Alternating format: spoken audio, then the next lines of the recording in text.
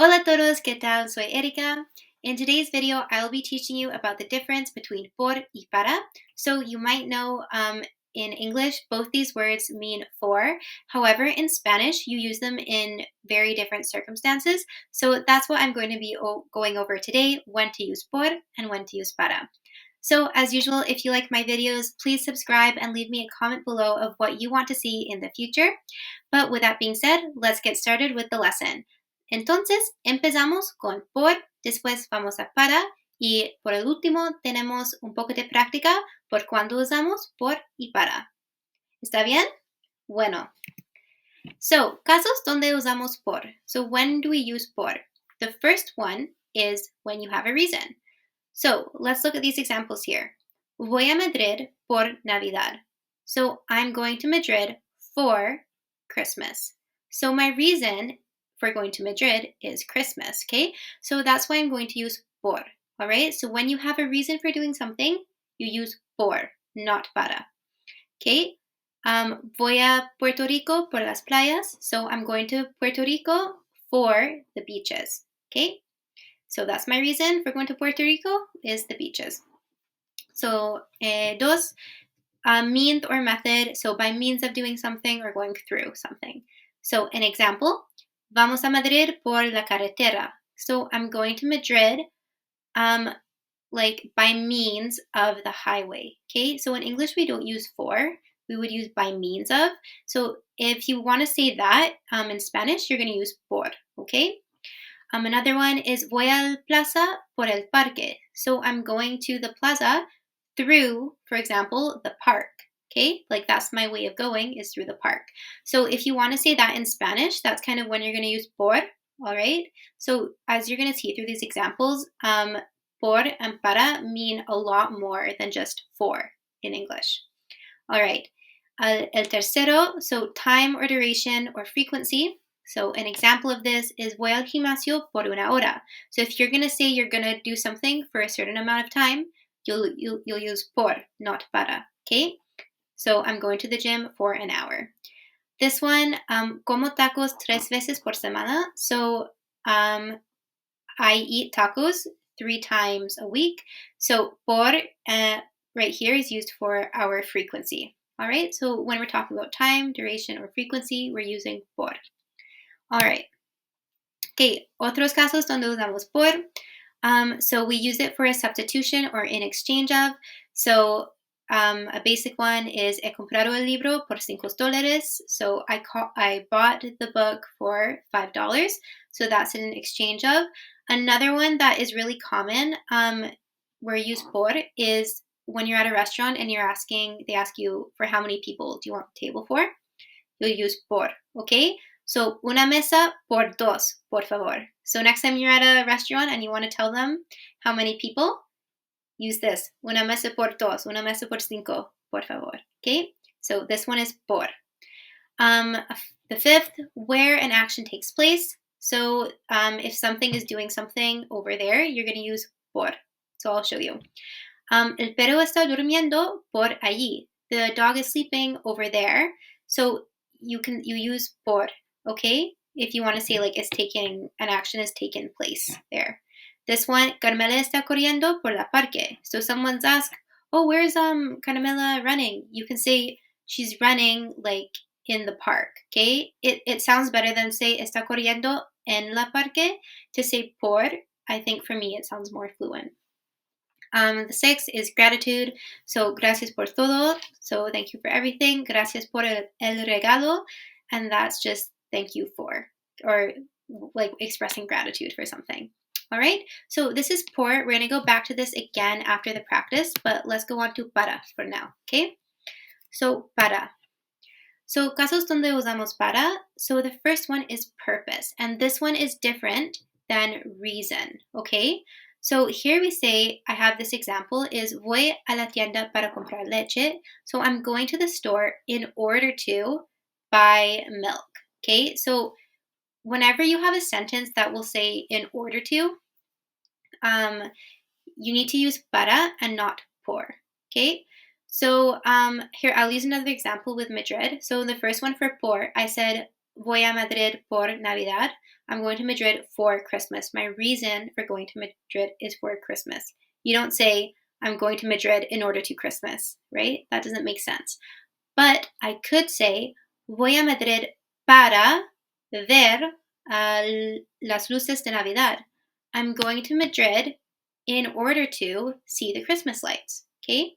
So remember, this is for purpose, in order to, which is para. Por is only for a reason, okay? Here we have the second one, which could be effect. So, miras mis videos para aprender español. So, you're watching my videos to learn Spanish, okay? By watching my videos is like the effect is helping you learn Spanish.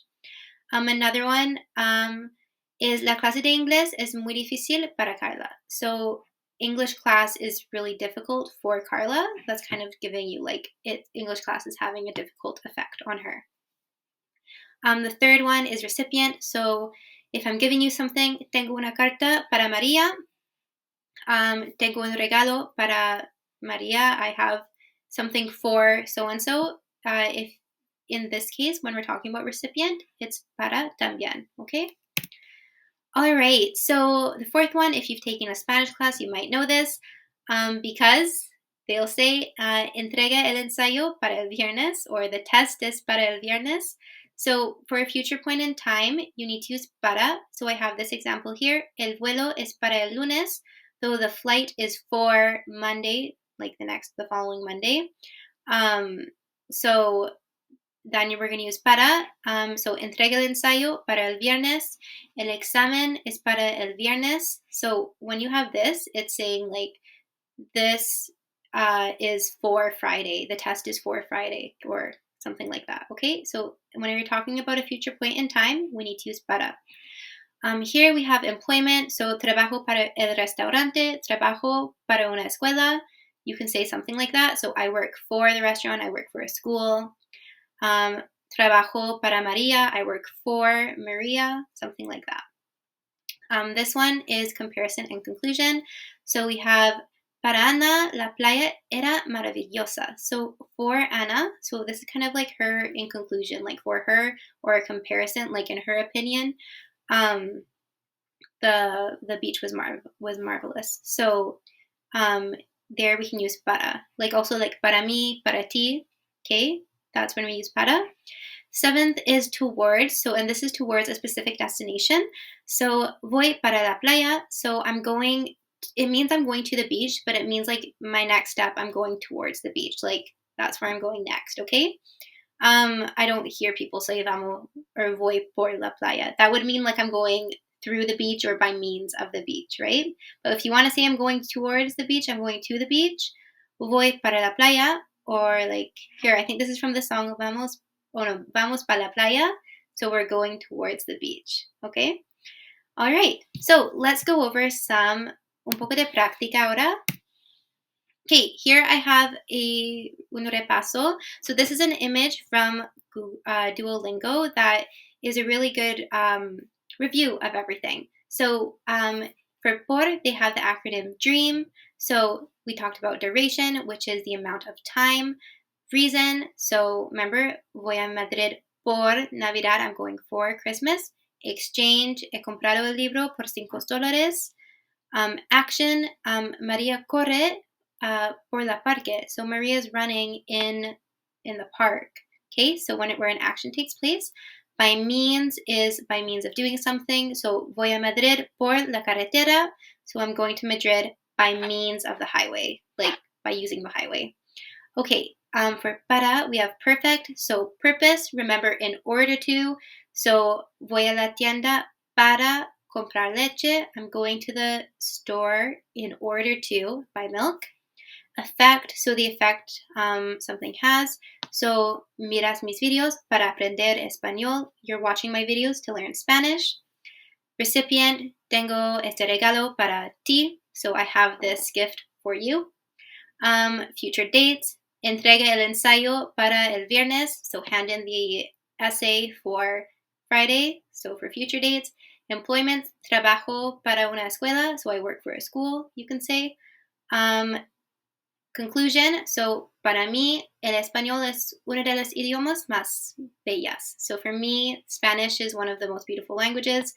That can be like my conclusion. So, para mí, para ti, para Ana. Towards is when you're going towards a destination. So, voy para la playa. I'm going towards the beach. That's when you'll say para, okay? So, check out Duolingo. I'll leave the link below. But let's go on to the exercises. So, escoge entre por y para. So, let's go over these really quickly. Or you can pause the video and get started on them by yourselves. All right. So, hola, necesito una mesa. Dos personas.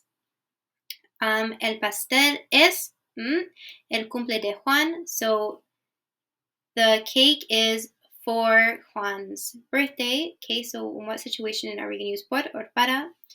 ¿Dónde vas? And then voy a la discoteca. So this one is asking where are you going? Like where are you going in the future? What are your next steps? Okay, so por or para. Here, de Murcia, voy a Valencia, Xàtiva. So I'm going to Valencia through Xàtiva.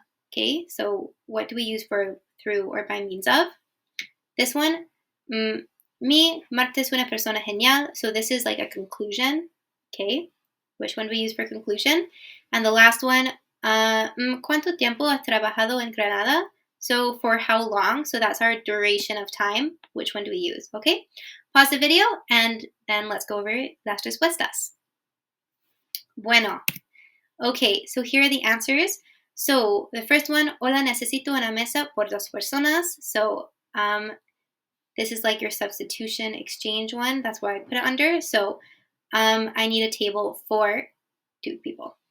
El pastel es para el cumple de Juan. So the cake is for the purpose of Juan's birthday. Okay, so that's why we're using para. Like the cake has a purpose and it's for Juan's birthday. Okay. Para dónde vas? So that's like where are you going? So like where are you going towards? Then voy a la discoteca is the person answering. So it's asking where are you going towards. If you say por dónde vas, it kind of just means like where are you? So this one you need to use para dónde vas because they gave an answer of where they're going. For de Murcia voy a Valencia por Xàtiva. So from Murcia, I'm going to Valencia through Xàtiva. So Xàtiva is like a little town in between Murcia and Valencia. So it just says like I'm going to Valencia through Xàtiva. 5, para mí, Marta es una persona genial. So for me, that's the conclusion, like my opinion. So para. And 6, por cuánto tiempo. That's asking for how long. So that's the duration of time.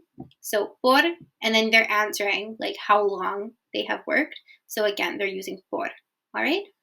So I hope that this video helped you with por y para. If you liked it, please subscribe and let me know what you think and give me some more recommendations for videos down below. Y bueno, nos vemos en el próximo. Adiós.